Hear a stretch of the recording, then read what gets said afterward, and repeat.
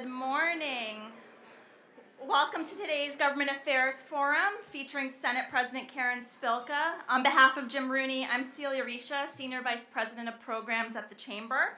We're thrilled to be here today to host our special guest, Senate President Karen Spilka. Our Commonwealth is fortunate to have a strong leader like Senate President Spilka, and I might add, a Chamber Pinnacle Award honoree. She's helped our region tackle health and societal crises, prompting changes that benefit all residents. Now, more than ever, the business community has prioritized the mental health and wellness of employees. Throughout the Senate President's career, one of her priorities has been eliminating barriers to mental health care access. So we're thankful for these efforts and look forward to hearing from her directly today about all of her work and vision for the Commonwealth. Before we get going, a few acknowledgements. Please hold your applause until the end and join me in recognizing and thanking our elected leaders here with us today.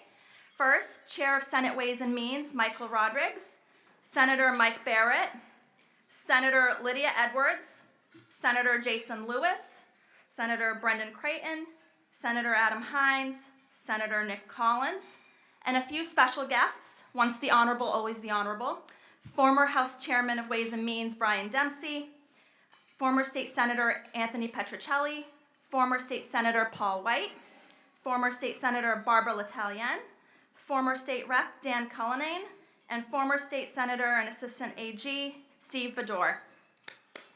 Thank you for being with us.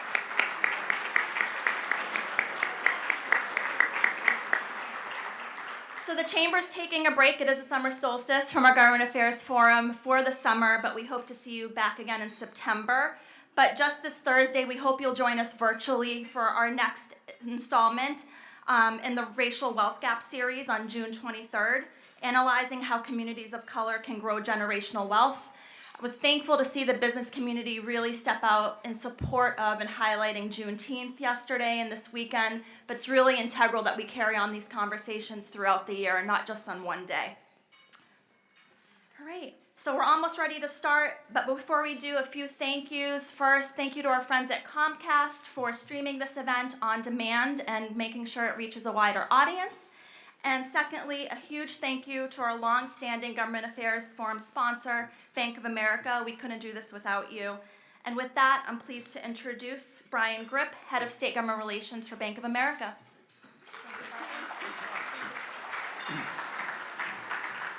Well, good morning, and thank you. Really, just on behalf of our State President, Mihal Chamberlain, and my colleagues from Bank of America who are here with us this morning, we just want to say thank you for joining us today. It really is a pleasure to be here with all of you again for this final forum before we reconvene in September. I want to thank the Chamber team for just the continued partnership. It's just really hard to believe this is our 18th year of sponsoring the Government Affairs Forum here, which we're very proud of. On behalf of Bank of America and all of our teammates that call the Commonwealth home, it is my honor to formally introduce today's special guest, Massachusetts Senate President Karen E. Spilka. Senate President Spilka represents the Metro West communities, which comprise the 2nd Middlesex and Norfolk District. After serving on the Ashland School Committee, she began her legislative career in 2001, serving as a state representative before moving to the Senate and holding several leadership positions. In her current role, Senate President Spilka has taken a collaborative approach to pressing issues facing the Commonwealth, including education, climate change, housing, transportation, and mental health care. Senate President Spilka's first priority as Senate President was the passage of the Student Opportunity Act, the culmination of a 20-year effort that included the largest increase in education funding in Massachusetts history. And most recently, Senate President Spilka has led a number of efforts to decrease the barriers to accessing quality mental health care in the Commonwealth. We are so grateful to have a leader like Senate President Spilka serving the Commonwealth and fortunate to have her here with us this morning. Please join me in welcoming Senate President Karen Spilka.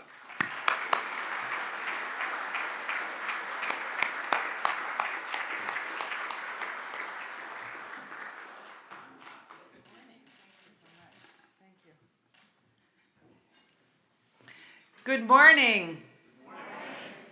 wasn't bad. Considering most of you probably are just on your first cup of coffee. I know I ended up breaking down and getting room service to have coffee beforehand.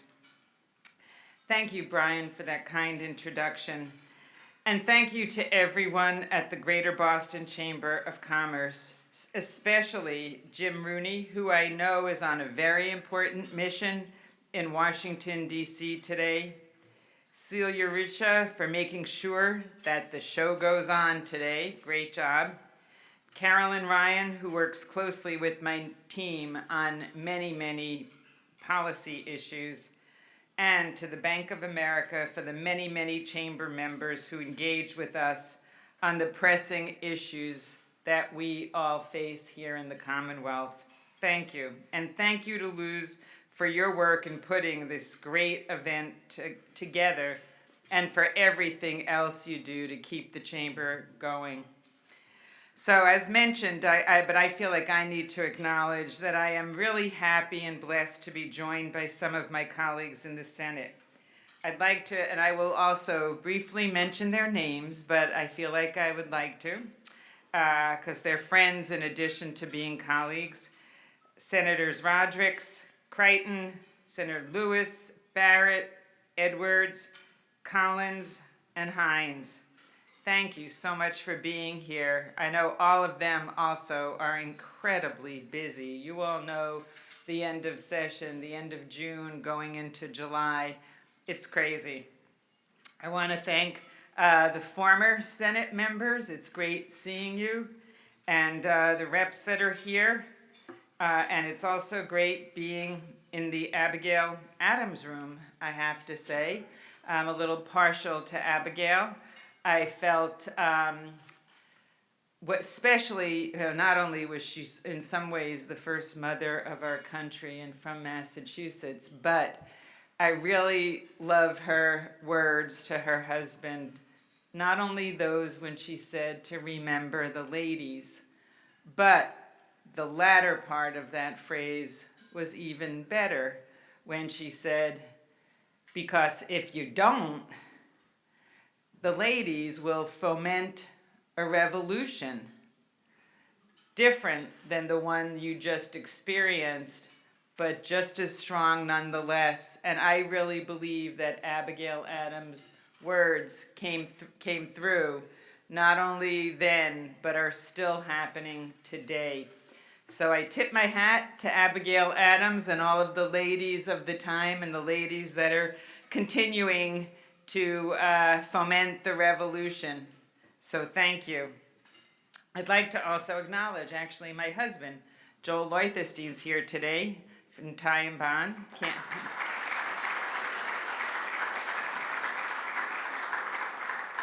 We all know, involved in this business, we can't do it alone. We need the support of our family, friends, and all of you, clearly. But, he's been my partner from day one when I said, there's an opening in the State House, in the House of Reps. Don't know exactly what that means, but I think I want to run. He said, go for it. If that's what you want, go for it. And I did. Who would have known? So thank you for being here today. It's really great seeing you all in person instead of on Zoom. Yeah, I hope that we are beginning to back off. Zoom will be with us, Zoom Teams, and it has added a lot and made it a lot easier for meetings to happen, for people to participate. And I know in the Senate and the legislature that will continue because we want greater participation. But there really is a difference seeing each other in person. So thank you for coming in, especially knowing that traffic is beginning to come back. Thank you for getting up early to come in. As the Senate heads into the final month of formal sessions, we are poised to tackle some of the big issues facing the people of the Commonwealth. And I'm actually feeling very optimistic about what we have accomplished and what I believe we can accomplish by working with our partners in the House and with the Baker administration. Just last week, the legislature sent the governor a conference committee votes act designed to increase voting access by enacting vote by mail and expanded early voting options widely used in the 2020 election. We expanded it to be on a permanent basis. We all, I think most of us, if not all of us, took advantage of that, and we need to increase access to voting. It was my hope that this legislation would include same-day voter registration, although we could not reach a compromise on this provision, and I will continue to advocate for its adoption, for so many senators remain in strong favor of this provision. We also recently passed our fiscal year 2023 budget, and I want to give also a tip of the hat here to Chair Rodrick on behalf of the Senate for his hard work and his team for working so hard in producing, working with all of the members, really a lot of work, a lot of input on producing a terrific bill. We prioritized workforce development so that employers will have access to a larger pool of local talent to hire and to partner with. Together with our first ARPA allocation, we have made historic investments in areas such as the Workforce Competitiveness Trust Fund, adult basic education, our cybersecurity workforce in partnership with our public community colleges and universities, as we in the Senate believe that the Commonwealth can and should be a leader in cybersecurity, because we see it as a natural fit and a natural priority with the other sectors and the other strengths of our state. Organizations working with people displaced from jobs during the pandemic, historically underserved populations, and individuals re-entering their communities from the correction systems also were a focus of our budget. Finally, despite our current economic uncertainty and all of our recent investments in our people, I am really proud to say that the Commonwealth's Rainy Day Fund has never been higher. Never. When I was even chair of Ways and Means and now as Senate President, it's been my priority to grow that fund. And I'm proud to say that it is over $6 billion. $6 billion.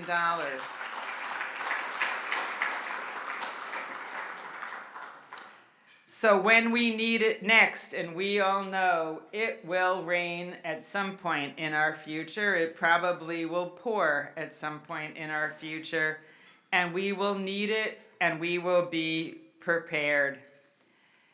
As for the Student Opportunity Act, I thank you, Brian, for mentioning that. That was the reason that I ran for the legislature back in the early 2000s, coming from the school committee background and realizing we were not funding education in the way that we needed to truly give all of our children in every corner of the Commonwealth an adequate and equitable, a high-quality education, in fact, that we were falling behind with it.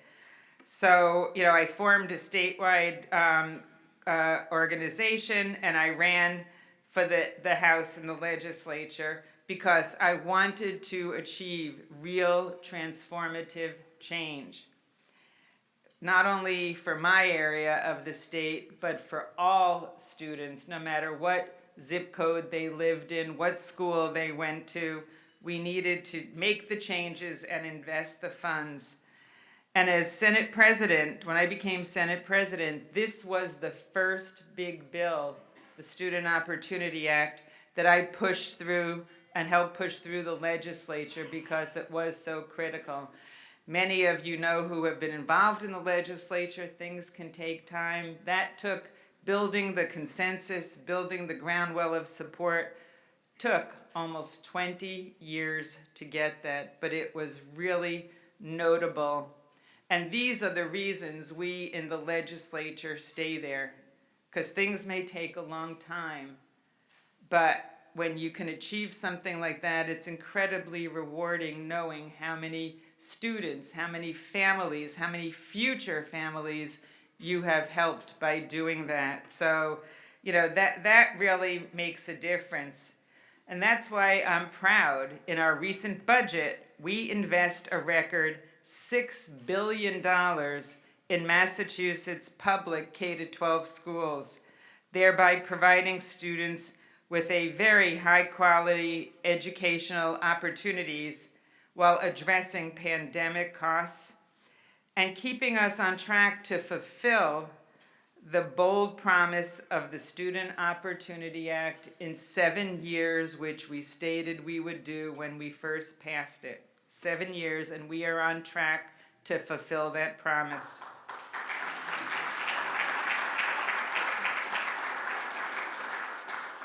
We also significantly doubled the increase in the amount of local aid to cities and towns. We know, despite their getting some ARPA funding and other sources, many of them are still hurting. The community, the residents are hurting. So we doubled the increase in the amount of local aid to cities and towns, double the amount that the governor and the House had put in, hoping that will help all of our communities. And we invested over $900 million in increased funding towards housing stability and assistance to those living with homelessness. You can't get a job, you can't keep your health care and keep healthy. I mean, just so many things if you don't have a stable home to go home to. So the measures we're taking include subsidizing rents and the cost of moving, provide concrete help to individuals and families experiencing housing insecurity, while preventing costs from being passed on to local landlords. And as we continue to emerge from the COVID-19 pandemic, it's more important than ever before to ensure that the Commonwealth not only grows, but that it grows our economic vitality, while assuring the wonderful quality of life that we all aspire to have. That's part of living in Massachusetts. Our quality of life is incredible. And as we rethink the way we work, because we're all doing it, our priorities in a post-COVID world, and grapple with the economic realities of an inflationary environment, it's clear that there are aspects of our economy and our society that just are not serving us well anymore. When it comes to both early education and care and mental and behavioral health, it seems we're still trying to exist in a post-World War II structure where men were assumed to be the primary breadwinners and no one talks about their feelings.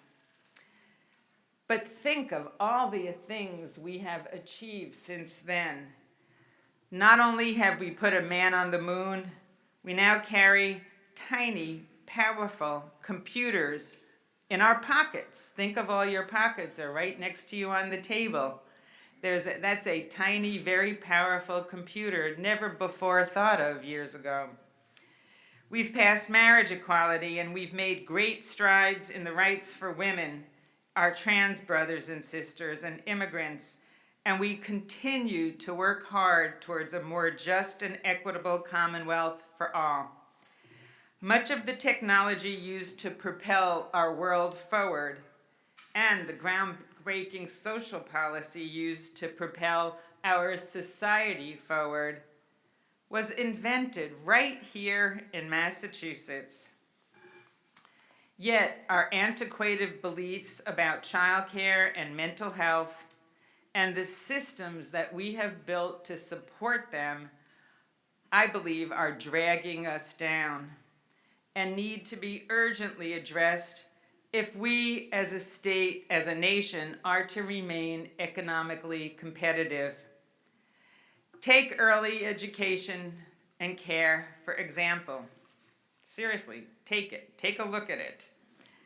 Before the pandemic, women in Massachusetts were participating in the workforce here at increasing rates, surpassing the national rate by 2019.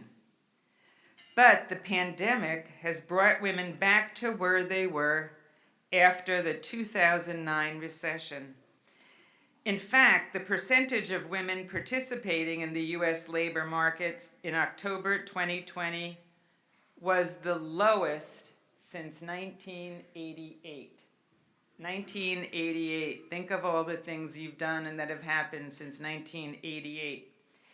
And while a February 2022 Bureau of Labor Statistics report shows that men have now recouped all of their labor losses since February 2020, over 1 million fewer women were in the labor market in January 2022 as compared to February 2020. 1 million women lost. Given how many women either need to work or prefer to work, this reflects an unsustainable trend. But a lack of affordable early education and care options depresses the economy in other ways as well. According to a recent news article, parents of a 4-year-old in Massachusetts, if you have a 4-year-old, keep this in mind, you can expect to pay 27% of your family's wages on childcare. 27%. That's the highest percentage of any state in the nation, except for Hawaii. In fact, the Economic Policy Institute has pointed out that childcare workers themselves cannot afford childcare because the cost of childcare in Massachusetts is 75% of the wages earned by a typical childcare worker. So how are they going to provide our childcare if they can't afford to work because their childcare is so expensive? 75% of their wages. That is truly outrageous. And I'm so proud to report that the Senate is tackling this issue from many different angles. And I'm excited that there is action in the legislature to address this important issue this session. In our fiscal year 21 budget, we created a special legislative early education and care economic review commission. That commission, spearheaded by Senator Jason Lewis and Representative Alice Paish, submitted its final report in March 2020 and included some very pragmatic recommendations for the legislature to address in the areas of stabilization, family affordability and access, and workforce compensation. I'm excited to announce that the Senate will be releasing a bill shortly on this area. This legislation, if and when fully implemented, will be transformative in expanding access to high quality, sustainable, and affordable early education and care for young children and families in Massachusetts.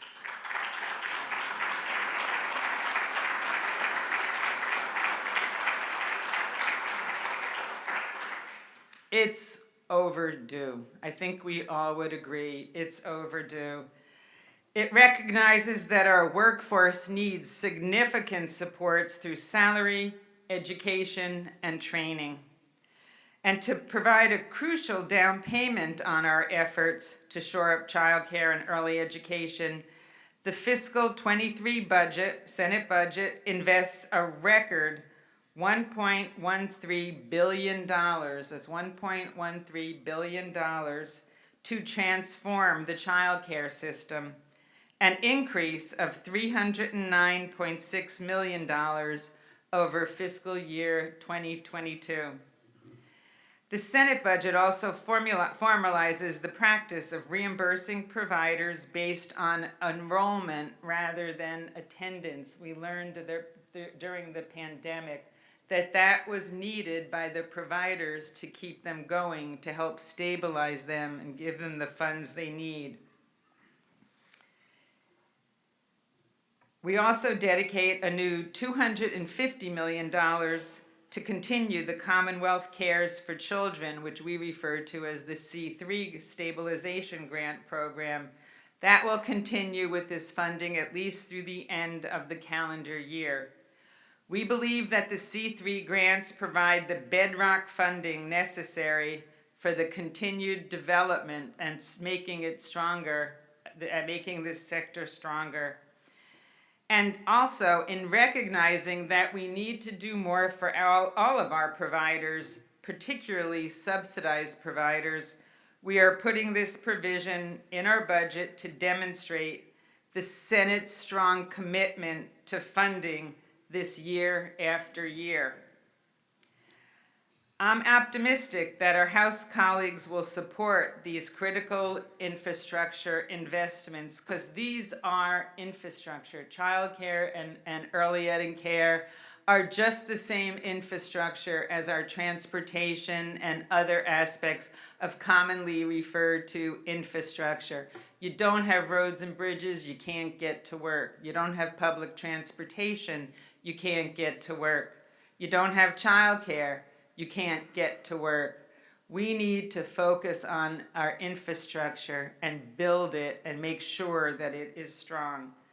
So just as with the implementation of the Student Opportunity Act, and now that that implementation is underway, I believe, simply put, that it is time to turn our attention to early education and care and pursue the same type of transformational change in a multi-year process. So I'm looking forward to doing that. And the business community has been at the table on the early education and childcare issue.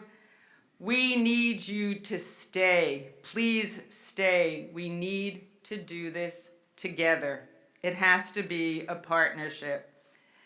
With your support, we can continue to shore up our childcare and early education infrastructure to better serve our businesses, our communities, our families, and most importantly, our children. Another area where we can't let the systems of the past impinge on our future is mental health.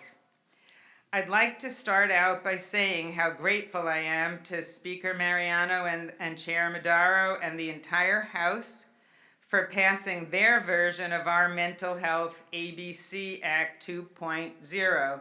The Senate passed ABC Act addressing barriers to care last November, spearheaded by Julian Sear and many others in the Senate, many others. As you know, mental health, behavioral health impacts almost everybody in this room and outside this room. I am extremely hopeful that we can finally get a comprehensive reform bill done this session, because it can't be soon enough. In this post-pandemic inflationary environment, the stress of finding childcare, putting food on the table, keeping a roof over your head is detrimental to our overall well-being. And yet, our mental health care system remains broken, disrupting both people's lives and our economy, all of your businesses.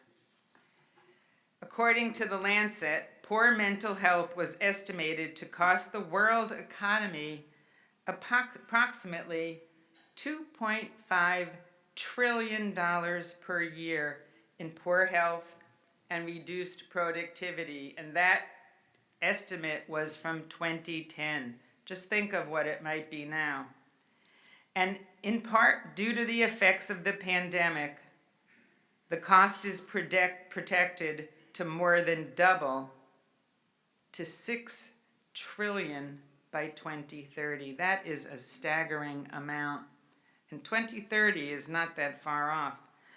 So investing in mental and behavioral health makes good sense all around.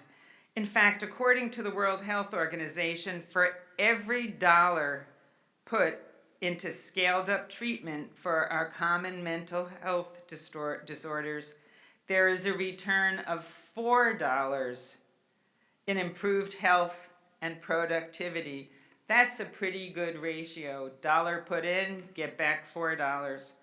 That's why for fiscal year 23, the Senate budget includes over $1 billion for mental health supports. That's a record amount. These investments are paired. We paired them when we did the ARPA funding bill. We took $400 million from that bill, primarily focused on building and sustaining this much needed workforce. Just 2 weeks ago, I attended the commencement ceremony at William James College, where they are intentionally working to foster a new generation of diverse mental and behavioral health professionals who can help us build the future when it comes to mental health access and care. It was a beautiful class, really diverse people from all different backgrounds, wanting and planning on going into the field of mental health, behavioral health, which is much needed. The Senate also included funding for a mental health clinician loan forgiveness program. We included a student telebehavioral health program and a public awareness campaign, and $15 million in capacity building initiatives to tackle the heartbreaking reality of emergency department boarding.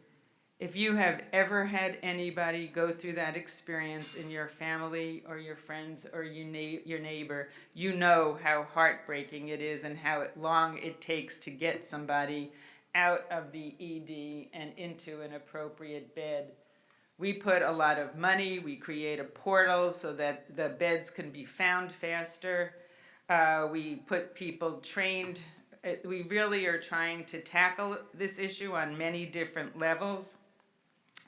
We also put in an additional $100 million plus to provide tools to sustain momentum around increased SEL, social and emotional learning supports, children mental health supports, and into family resource centers that serves as a sort of clearinghouse for families to come to, get assessed, and then get sent on their way to appropriate mental health or behavioral health care. Those centers have grown and have taken on a unique need during the pandemic, and we will expand them. And because substance use disorder is so often, we know, the result of unmet mental health needs, the Senate also dedicates a significant amount of funds in this area, including a record $209.3 million for a complete range of substance use disorder treatment and intervention services to support individuals and their families. It's clear that the need for mental health care, behavioral health care, has risen to the top of the agenda for many. And, the only way that I can push this into sort of a positive spin, I believe that for many people are finally talking about the need for mental health care, behavioral health care, where before it was stigmatized. This may be one of the few silver linings of this pandemic. I'm proud of the work that the Senate has done to advance this critical issue, and I hope you will be joining us getting this over the finish line very soon. And then, please let your employees take the time they need to access mental health care. That's important. It truly benefits us all. Another area where our past threatens our future is our transportation system. This has been in the news quite a bit of late. And by now, we've all read about the damning Federal Transportation Authority report. If Jim were here, I know he would have something to say about that. You can sort of hear it. As stated in the Globe, safety concerns are a top reason why employees are hesitant to return to work. And I guess you have to wonder, what is stopping them from looking for work elsewhere? And we all know that when employees leave, employers often follow. It is high time that Massachusetts has the public transportation system to match the values and the inspirations of our residents. Not just here in Boston, but throughout the entire state. As a Commonwealth, we need to take a comprehensive look at what we have when it comes to transportation. What we have. What do we want? Where are we going, literally and figuratively? Where are we going? And how are we going to pay for it? Statewide. It has to be statewide. This is important not only to provide a top-notch transportation system, but to reach our climate goals as well. And I see my climate chair smile at those words, Senator Barrett. In the climate bill now in conference committee, the Senate focused on electrifying our public transportation and cars, which is essential to reaching the future that we all envision. Just this morning, the Speaker and I are announcing our support for continued discussions on the East-West Rail, including the $50 million we included in the last transportation bond bill, with the intent to include significantly more in the upcoming transportation bond bill.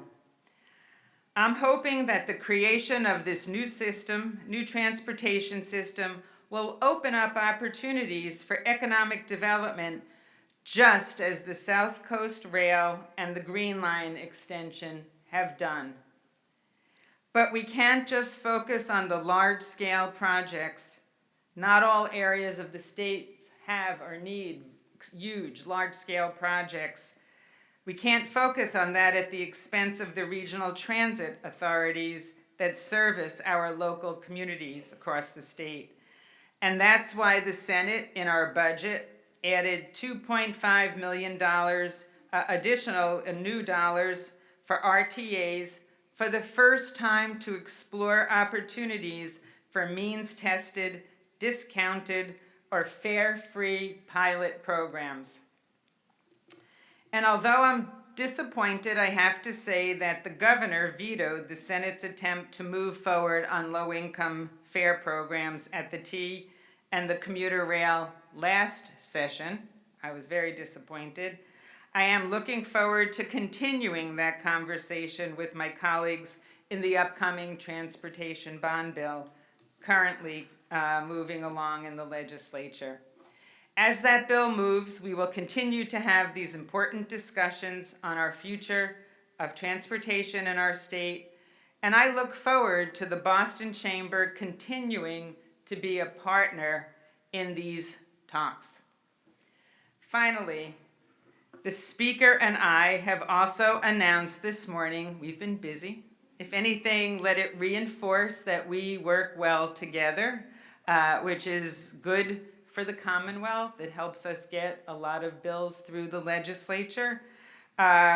We have announced that we are asking the chairs of Transportation Committee to hold an oversight hearing on the MBTA. I've asked Senator Creighton to join the House chair to conduct this much needed hearing.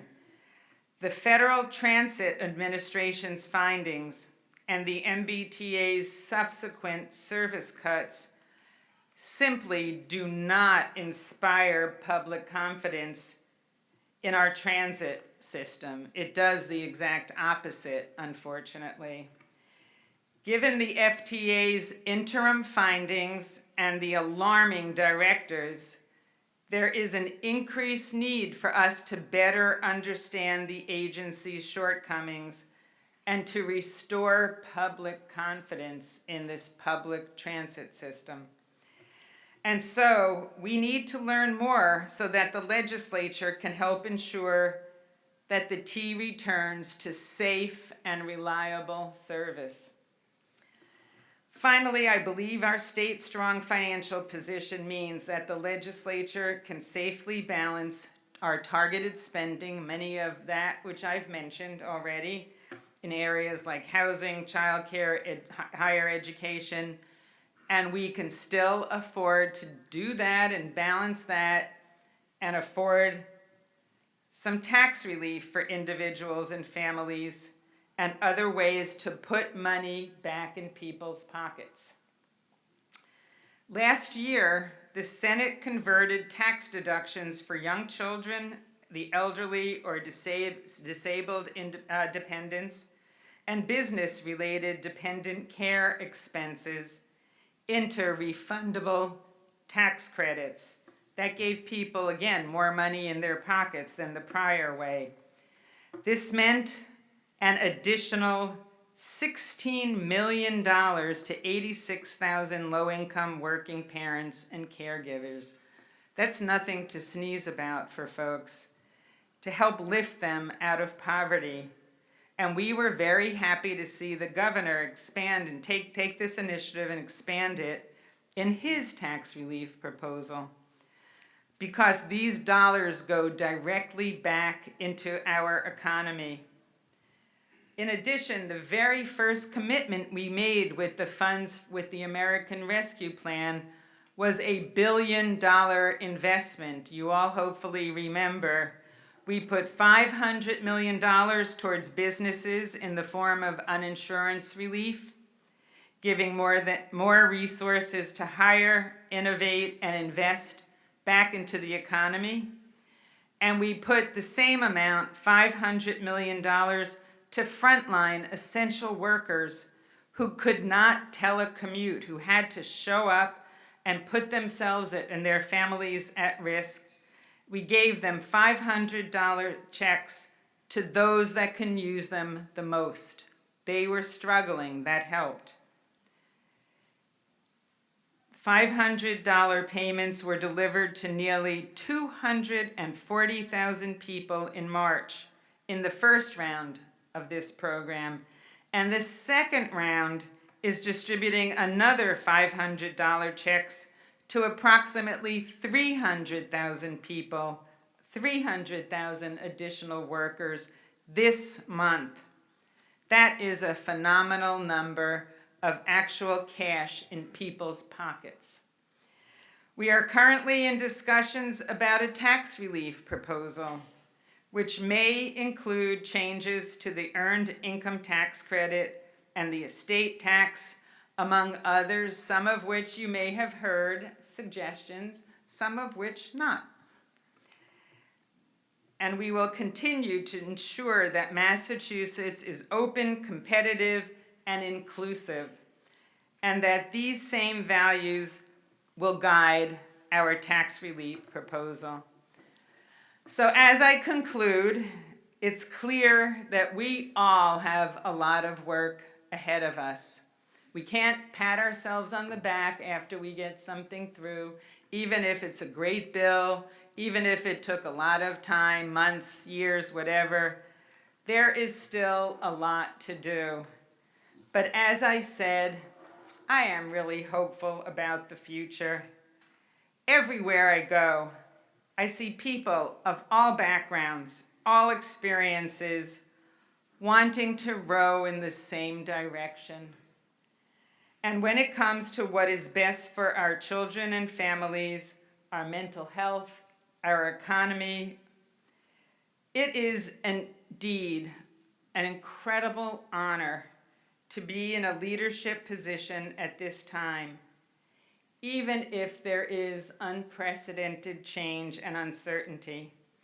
So I'd like to thank all of you again for your leadership in the business community and for caring just so much about our Commonwealth.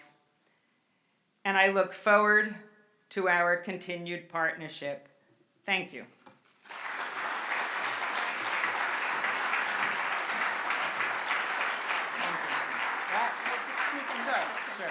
Thank you. I'm sure, as you said, Jim would be thrilled to hear you discuss transportation and at the thought of the oversight hearing, so thank you for addressing that. And then near and dear to my heart has been how you have been an advocate for the child care system long before it became popular during the pandemic, so thank you. And I can confirm it does cost more than 27% of income for part-time child care for 2 children. Wow. Which is outrageous. It is. But like you said, there's a ton on your plate and your colleagues' plate as a session wraps. If you could say 1 or 2 priorities to accomplish the next month and a half, what would they be? Well, early education and childcare, we put a lot of money towards it in the budget, but there are some changes, some reforms that were listed in the Commission's report, that areas that I noted.